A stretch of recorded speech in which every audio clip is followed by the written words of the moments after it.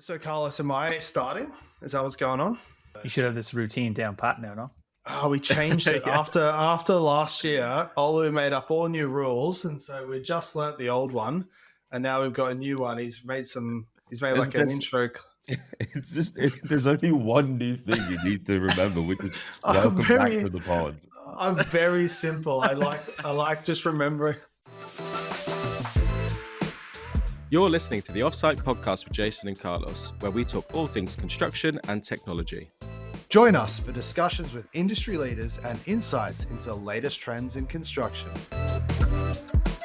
Welcome back to the pod. So this week, I have invited a guest. Carlos, it's our first Australian-based guest for the year, although maybe Australian is like a stretch. I am pumped to have this conversation, not only for that reason, but because some of the folk that I really admire in construction say that this chap is one of the best leaders that they've worked with in their career. So Brian Downey has spent much of his career in major infrastructure, working at some of the largest contractors here in Australia.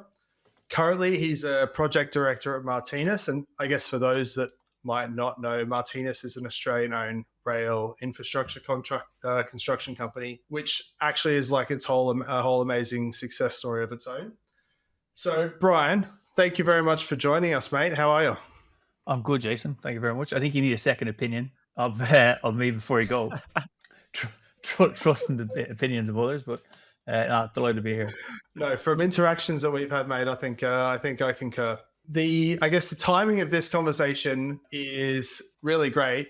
You wouldn't have heard it yet, but last week we spoke to John Chu, who was a PD at Balfour Beatty in the UK. And in that episode, we ended up talking for ages about his journey and about leadership, which ended up, after we recorded, sparking a number of conversations off mic that probably were better than what we did record about like building leaders. And given the how much I've built you up, it's really spot on time about leadership and building leaders. No pressure. Don't let the truth get in the way of a good story, by the way. Yeah. But I guess before we go super deep and meta and dive into what is a leader and everything, another conversation point that we got into off mic last week was this idea around does a bad project, do you learn more from a bad project than a good project? And a kind of decent argument or discussion ensued. And then that kind of segued into war stories about tough projects and bad and tough moments that people had on projects. So I guess to put you on the spot, everyone's kind of got those sort of moments that when I say that probably come to mind about, a project at some point in the past where you either learned a lot or, had a real hard time. Is there something that jumps out in your mind? Yeah, I think probably there's two things. One, absolutely, you learn more on the challenging projects. I think that's what gets the best out of people. And you learn from your mistakes. And if on challenging projects, usually there are a few mistakes that you can sort of bank and take on to the next one. You think about, I spent a few years on a few light rail projects that are usually very prominent in the media, very challenging, lots of stakeholders, lots of interfaces, lots of reasons to get in the way of actually getting the job built. And unfortunately, those type of jobs are the ones where sometimes all your best work gets buried, so you don't really get to appreciate the level of toil and effort that people put in. I think in terms of mistakes and tough times, I still remember probably one of my earliest mistake as an undergrad. I did a summer working in California as a sort of a concrete laborer for an Irish concrete company. And being a undergrad engineer, but also trying to earn a bit of money, you were on the tools, but also ordering concrete, coordinating site works, those type of things. It was the first time I ever had to cube up concrete. Floor slab Friday afternoon. I was one of a few people on site, but it was my job to do the work, but also cube it up. Concrete pumps arrived. Sure enough, I was about half a cube short on a Friday afternoon. Concrete pump operator shouting and roaring at me going, "Where's the rest of the concrete?" Superintendent called for another job going, "I can't believe you screwed this up in your first go." So I think, lesson learned is making sure you measure twice before you order your concrete and give yourself a bit for waste. The first time you under order concrete is an important lesson. And then you do the classic overcorrection of over ordering on the next one. Yeah. Yeah, until you have to forecast it, and then you give out about waste. Okay. Okay. The one that sticks in my memory, which is also, I wasn't an undergrad, I was a grad engineer. It was like the first project out of uni. Yeah, I was put in charge of probably way too much scope and just kind of throw it in the deep end. And we had I might come back to that point. Yeah. We had to pour a concrete, like a foundation for a ferry terminal on an island off the coast of Australia. Try not to give away too much about the project, but I'd thought I'd organized this concrete pour to a T. Like, this was the first real one that I've done. I had to organize, had to get all the rebar and the formwork onto this island, set up. In order to do the pour, I had to coordinate a ferry that would like transport the concrete trucks over to the island for the pour. So it was like maybe 6 or something trucks and a pump on a barge. I had to organize the barge. I had to do like a loading plan for the barge of who was going to park where. I had to coordinate the tide time so that like there was clearance of people driving onto the barge. So I'd planned everything. I had spreadsheets, I had drawings, I had everything. And we were loading it at about 4 o'clock. And we had to design a mix that can last like 90 to an hour to 2 hours travel. So we'd done all this. It was like 4 a.m., 3 a.m. in the morning. I'm standing on the barge ramp. We're loading them all up, ready to go. Everything's turned up perfectly, tested there. The afternoon before, I'd made 7,000 phone calls, triple confirming everything. And I get this phone call from the client's field engineer or project engineer at 3:45. We're about to push off going, "Hey, I heard you're pouring concrete today." And I said, yeah, it's all on schedule, all going well. We've got everything booked. And he goes, "Have you done a pre-pour inspection for that?" And I said, "What's that?" I had no idea. So it's funny now, but at the time we had to dump like 6 trucks of concrete, send the barge away, offload the pump. So that was almost an extremely, almost a very short career in construction. That was. Yeah. It's character building, those type of mistakes, but it does happen. Yeah, I wanted to crawl in the corner. Brian, my background is a quantity surveyor, so like a bad project is quite a lot more interesting. Like a well-run project is a bit boring. Like you kind of want the fight and the issues. Is it the same as for you as an engineer or project manager on a project? Are the ones that aren't going too well more interesting and fun, albeit stressful? Or is it just not the same? I think the fun piece comes from the people you're working around, right? Because you could be on the most challenging, difficult project, but if you're working with people who are all pulling the same direction, same sort of goal, there's a genuine sort of culture within the team. You could be having the best time of your life as a galvanized team producing work and producing a project. I don't think anybody sets out to have a challenging project. You do risk management, you plan, but things do change. It's how you manage it. But I think, you definitely learn from those type of projects, but it's about, getting the right people around it. So when challenges do arise, they're clearly understood. You got to plan around them and you can work your way through it. Yeah. I'd imagine if you put it on like a grid and you had like project and team, you're better off with like good team, bad project than good project, bad team. You're just going to have a pretty cool time. 100%. Like a bad team will turn a good project pretty sour pretty quickly, and a bad team you'll have, turnover staff, not enjoyable. You can get stress from the most simple things with a bad team. But some of the most challenging projects were really stressful, high profile, but it was a cracking team, and if it was starting again tomorrow, I'd be first in line. So you'd like to think they're not always going to be difficult, but that's part of the nature of the gig, I suppose. So maybe to do a hard segue to leadership in construction, there is a conversation, I can't recall who I've had it with, but this idea of nature versus nurture. Is there a type of personality that thrives, that is set up to be a good leader on a construction project, or is it horses for courses, or is it something you learn? Depends, I suppose. I think there's a little bit of horses for courses. Like there's sometimes where, and there's certain people that come to mind pretty quickly that, in challenging projects, you need a clear direction and you need it quick, right? And there's others that might warrant more of a collaborative approach, and that itself warrants a different sort of skill set. I think probably the biggest challenge I'd see is often you look at engineers or quantity surveyors or into commercial managers and project managers. Often you learn the technical skills, ordering concrete, right, being probably one of the first ones. But you get the technical skills, you get the experience, but that transition from sort of the technical doing into the leading teams, usually around, let's say, SP or senior QS, that type of role, into commercial manager, project manager. That's where you start to get to that support to make sure that people are prepared to be able to manage a team, and because it's a very different skill set to delegate and lead people around as opposed to just jumping in and doing it yourself. I found on a couple of projects we had a lot of sort of turnover of project directors, but they all kind of had their own sort of theme. So like the beginning of the project, you might have like a really strong one who's like great for the client.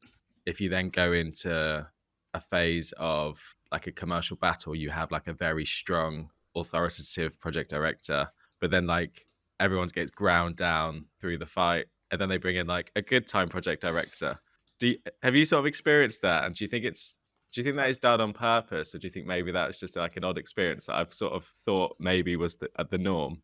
Yeah, I haven't quite heard of that type of turnover. Just for definitely not the good time project director. I haven't heard that role. Yeah, I think it's a bit like leading people around. You need to sort of be able to tailor your approach for the challenge of the people you're dealing with. So there's nothing wrong with having a particular style that you could adapt for difficult conversations around commercial issues compared to developing the team around you. So yeah, I suspect that's probably a one-off in terms of turnover of project directors for different phases.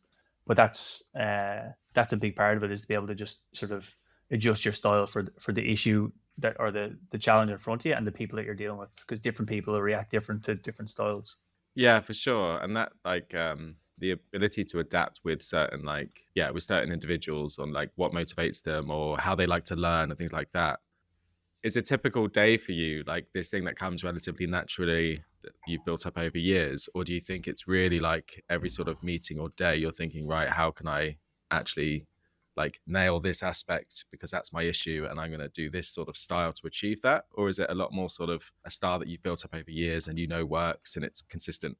Well, I certainly won't be saying I'm the finished article. That I'll put that out from the start. I think you'd love to have the headspace to be able to sit in every meeting and think about how you're going to approach it. Usually things are happening that thick and fast that you're just trying to be as you're back to back 9 hours of meetings. It's hard to exactly. I'm going to sit with Carlos now. Carlos likes the this type of approach. That's probably unlikely. But I think there's I think it's more something you build up over time, and you get a particular approach to how you respond to different situations and different people, as opposed to, let's say, sitting down strategically and going, this is how I'm going to approach Carlos compared to how you approach Jason, for example. Yeah, for sure. So, Brian, if we think about like someone going into construction, so maybe they're like a junior engineer or maybe they're not even an engineer. There are so many people that would give differing advice of like how to build the tool set to be a leader in construction. Some people say big job, some people say small job, some people say big contractor, some people say small contractor. Like this, everyone says a different thing depending on who you ask. I guess starting with probably the most commonly discussed one is like, do you reckon if you were to start your career again or advise your younger self or someone that was thinking about their career now, would you say go to like a big contractor and big projects, a mid or a small? Where do you think you learn the most? It has a difficult answer, I suppose. Like it really depends on what people are after. It depends on what the opportunities are. There's big contractors that offer, if you're to look at great grad programs, there's some big contractors that have grad programs, but they don't do a lot for the grads. There's a program and it's not very developmental. You're not really getting much out of it. But have they a grad program? Tick. Is there a brand around it? Yeah, but are they actually getting anything out of it?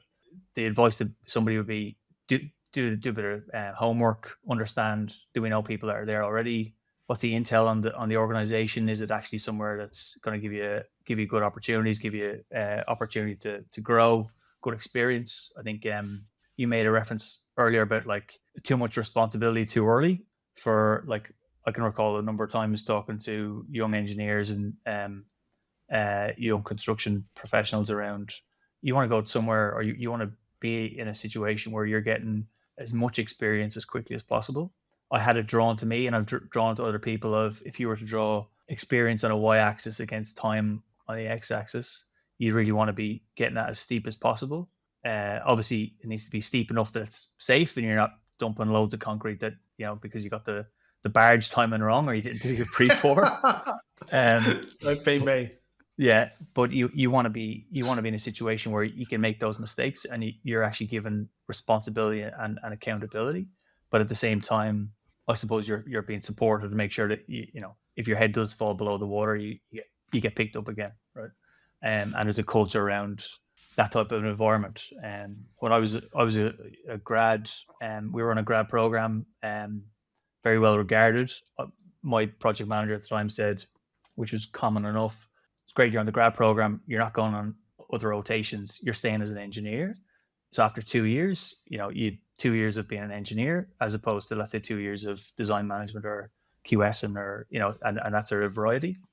That was my journey. I think there's lots of people who benefited from the rotations as well. But I think it's ultimately the place that you're going, and are they giving you the opportunity, and are you going to be getting that steep experience, as opposed to doing QA for a project engineer who doesn't want to do his QA, that type of experience. So, beware the brand. Like, sometimes these things can be very well, LinkedIn can do wonders. Do a bit of homework, understand where you're going to, try and find out people who are there. Are they happy? That type of thing. Yeah, as someone that lasted all of 9 months on a grad program, I know exactly what you're talking about. Yeah. We spoke to a project director from a Balfour Beatty over in the UK pretty recently, and was literally one company through his career, which is quite unusual. You've been at 4 or 5 sort of different tier 1 contractors. How much does that culture and environment change for each one? So, like, a lot of people here will say same shit, different label, or same shit, different logo kind of thing. Do they really differ from your point of view in terms of the culture?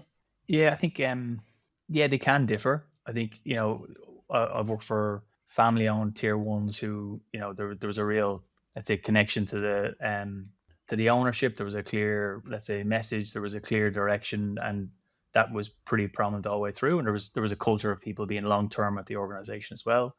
Worked at, publicly listed, foreign-owned as well. They have their own culture. Again, long-termers that are there. I suppose you can get a company that might have a particular, and come back to brand as well. There might be a business culture or brand that they're putting out there. But if you're on a project and you've got a disgruntled project manager or a disgruntled SDE, it doesn't matter what's happening at head office. That person is going to make your life an absolute, pain in the backside, right? So, and that could, that's a big impact on people, and people get the proverbials, and then they might look to go elsewhere. So, yeah, different organizations have different approaches. I think where we are now, like, you do see it, we're have the benefit of being a smaller organization. We'd see ourselves being anti-tier 1. There's not that hierarchical approach. There's not forms upon forms to be filled out. It's very much, team of teams approach. There's good access to the right people, and decisions made quickly, and you're given that opportunity to sort of involve yourself, and not, stay in your swim lane until somebody asks you a question, if that makes sense. So you can really get that I suppose, contrast, and it's a particularly nice contrast, I have to say. And so, what, like, just picking up on the contrast that you're drawing, for like a grad that's considering that tier 1 or somewhere where, like, you are, Brian, what's the pitch that you like? What's the pitch for Martinus for grads to go there instead of like the tier 1s? Oh, look, I think for me, I think it comes back to the people that you'll be working with. Is it an enjoyable place to work? And at the same time, is it somewhere that's going to give you that experience over time, right? So will you be able to put your shoulder to the wheel, get your experience, have opportunities to grow, but also do it in a place where, I suppose, you got the backing and support of people around you. And if that's in a smaller, and I'm not saying it's smaller business for everybody, I'm not saying tier 1s for everybody. It's about what are the characteristics of a good place to work, and that for me would be, the advice of somebody who's going to make that decision. Yeah, definitely. Like, in our job, you get to interact with lots of people on different projects from lots of different contractors around the world, and there definitely does seem to be a pretty consistently like energetic, positive, and dynamic culture from the teams that like I've interacted with from Martinus. So there must be something in the water. There is, and I think it's something, I mentioned beware the brand. It's something that's quite tangible. You can see it in, when you get around the offices and the projects. I think it's a business that's relied heavily on referrals. There's not like a whole external recruitment section that, it's very much who do you know, who's the line culture, who's going to be a good fit. Let's get them in, and it's definitely set the business up for the growth that it's had.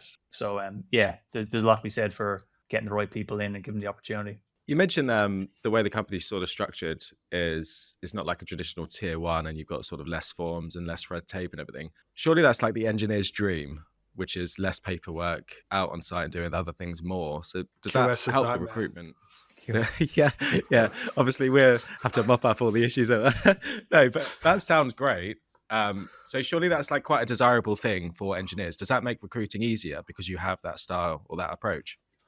Oh, look, I think the recruitment is sort of directly linked to the people that we would be referring. So if we know of engineers or QSs or safety environment professionals that we think would be a good fit, it makes the recruitment a lot easier. Unfortunately, when it comes to paperwork and engineering, it's usually stipulated more by the client and the specification. So we're not getting away from quality checklists and ITPs and that type of stuff, but it's more around, I suppose, business processes and stuff. Exactly. A lot more which can still be a huge pain, right? So if we're easing it on that front, it's still an improvement on a lot of organizations.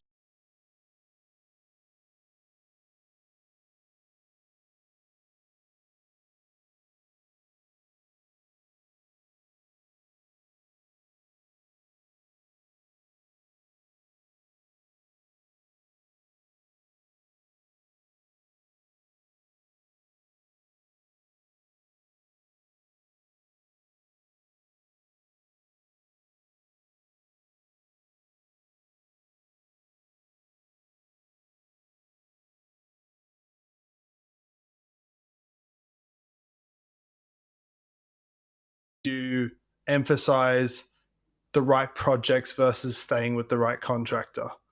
I suppose, first of all, if they're in a situation where they're getting those opportunities and they've been well looked after by the business, it's a lot to be said for sticking around in the same organization. I think that's got to be, you don't need to keep jumping around. Like if somebody's being looked after, getting good opportunities, getting those chances to step up and take on more responsibility, stick with it.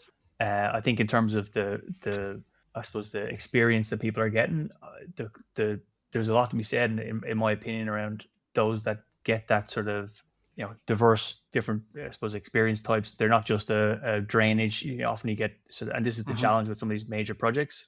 Jason, you're the drainage engineer. Carlos, you're the piling engineer. Corballs for the next 3 years. Exactly right, and as good as Corballs are, right? But there's more to life. And I think where I've seen sort of engineers and QSs and others enjoy their role is when they're almost responsible for an area and there's a bit of utilities. They got to manage stakeholders. There's a bit of pavement works. There's a bit of earthworks. There's a bit of and they get better exposure and there's more accountability as well, because you put somebody in a silo and saying you're the drainage person or you're the piling person and you get blinkers for that particular scope. You could spend a couple of years on it and then all of a sudden maybe you're missing out on some opportunities. Now, there are people that specialize in that, and all credit to them. I suppose it's more for the main contractor, usually there's diverse scopes around and that type of structure where you're looking after a package and there's multiple aspects to it. I think that's a great opportunity for engineers in particular. I guess as like a project manager or project director, if you're thinking about structuring that project in a way where it's packages or areas that give people multidisciplinary scopes, it kind of, you are trading off a little bit the learning curve of someone gets really good at doing Corballs and for the next 3 years they're just pumping Corballs out. And having worked for a couple of project managers and directors that were just like maniacally focused on production rate of the Corballs, or whatever it was, and watching and, you know, building charts of our ramp up and production rate. How do you think about that? Is it, which one's more important, and how do you trade that off? Yeah, I think it's like any of those. It depends, right? Like you could have a job that warrants like SMEs that just pump out particular scope, because by the time they learn all the lessons, they need to be high production, right? And you can't be having Jason in one area doing one thing and Carlos doing something else for the same type of scope, right? So there's a risk assessment, I suppose, or, you know, some jobs might be geographically spread out where there's, in one particular area, there's lots of scope on top of each other, right? So there's a safety interface, a quality interface that will actually, instead of having, you know, multiple people, and you'll see it in your staging process. If you see multiple people working on the same spot, that's alarm bells. Maybe you're better off having less people, but maybe more accountability for one person, if that makes sense. Mm-hmm. Mm-hmm.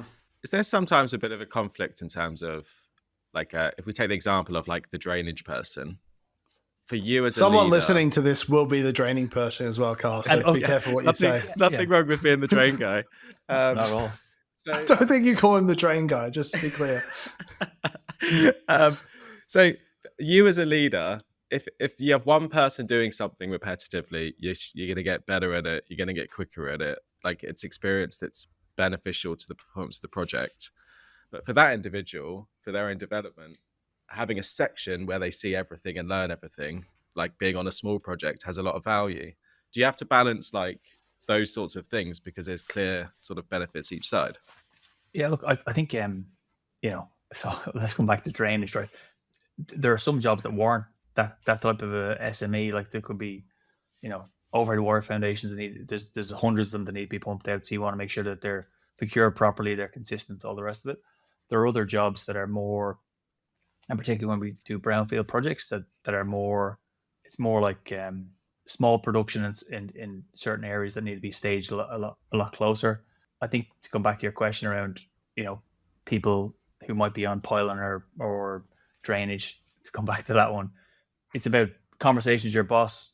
I've been doing this for 12, 18 months. There's an opportunity elsewhere. How can that be facilitated? It's also about, you know, awareness of what people are doing and what's important to them. So that's where things like, you know, discussions with your team, what they're doing, where they want to be, like you might find somebody who's absolutely passionate about the scope that they're doing, or you might have somebody that's that wants to change and wants to do something a bit different, you know. So I think it's just about setting the project up, and then I suppose working with your team around what's needed at a particular time. Brian, if there's in your role as like in your role now, do you ever wish that in your past you did another role in construction, whether it be planning, QS? Like, is there benefit to someone doing to getting that broader skill set that really is important once you cross a certain, you know, threshold? Yeah, look, I think I don't recall personally having that sort of want to be a planner or a QS, but I think what is really important is to be able to understand. Yeah, but I think what really is important is to be able to understand what a planner does, what they need, I suppose the challenge that they might face, the importance of how you interact with them. Same with the QS, right? What's the QS focused on? What's the commercial manager focused on? What's the, you know, the enviro, the safety?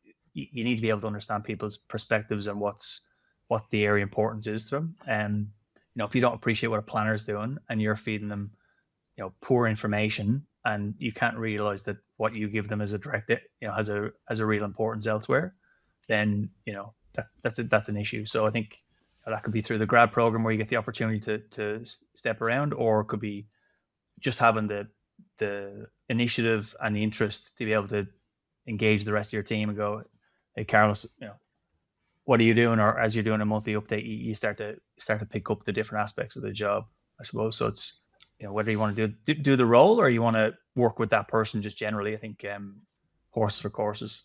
Yeah, and it works the flip side as well. Like, probably like if we use the planner example, it's not just about like giving them the right info and stuff. Probably there's a bit of learning how to get the most out of them, because they can, you know, these people are there usually to help you.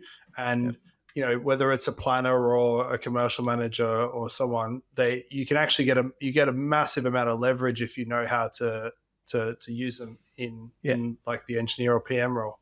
Yeah, 100%. And you'd be, that type of sort of two-way engagement with a planner or a QS, or that's what builds relationships. That's where you get, you take a step back, go actually, whether it's the benefit of their experience and their perspective of an issue or a challenge, or it's incredibly important. Yeah. So I get I'm looking at the clock as well, and getting the wind up from Olu. So I think if I was to give you like the challenging final question, we've probably had a few indirect chops at the old grad programs that look good, but they're kind of they don't live up to expectations. If you were a senior executive at like a large contractor, how would you think about structuring programs, whether it's a grad program or otherwise, doesn't have to be specifically grads, to build like future leaders, stop the issues around people that like do 4 or 5 years, 6 years, 7 years in construction, and then try to veer out because it doesn't fit? It's a hard question, but it's a long question. Yeah, go for it. Yeah, it's a difficult one. I think you probably want to be able to just understand what are you trying to achieve, right? I would be the first, you want to be sure you're engaging with the people you're trying to address, right? There's nothing worse than, it's like any sort of a plan, working up on yourself in a head office and then rolling out and people not engaging with it. So it's, what are you trying to achieve? Does it actually suit what grads or engineers or QSs or construction professionals actually want out of it? Why are people leaving in the first place? That's probably you need to be able to understand that particular challenge so you can structure any program around that. I think what good looks like is usually, giving people that opportunity, but also having that sort of connection with the organization, that there's, whether it's project management, senior management, they're engaged in the process. They continue to be engaged in the process. They connect with the people that are involved in it. So if you're a grad into a QS or an engineer into a senior into whatever, there's consistency the whole way through the organization, and there's that sort of buy-in. I suppose there's nothing worse than something being rolled out and then people turn around and walking away from it, right? So it's got to be for the right approach, for the right reasons, and to be followed through.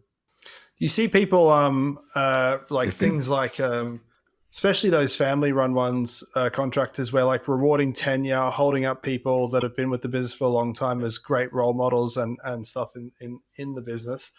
Those things surely have a really important place in it as well.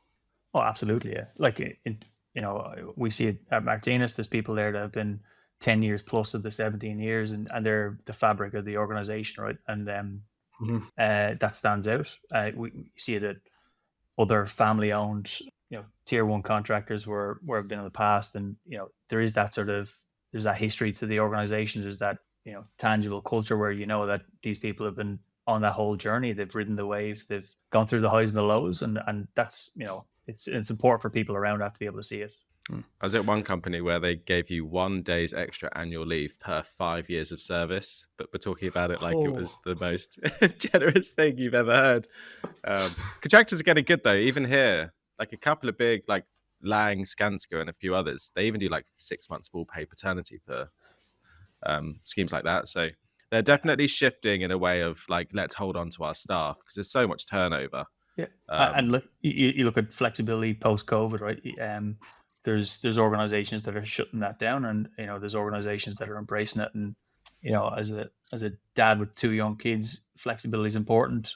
To be fortunate enough to have that sort of flexibility, it is important. It's important for people to be able to stick around in places, and people to stay in the industry. It's what particularly younger professionals and younger families need. Software development. They go into all sorts of different industries, and it's a tough market, so you need to be doing what you can to keep people. Awesome. Brian, thank you very much for taking the time, for staying up, for talking to us. It was a really, really genuinely good conversation. Thank you. Thanks, Brian. Thanks, gents. That was good. Appreciate it.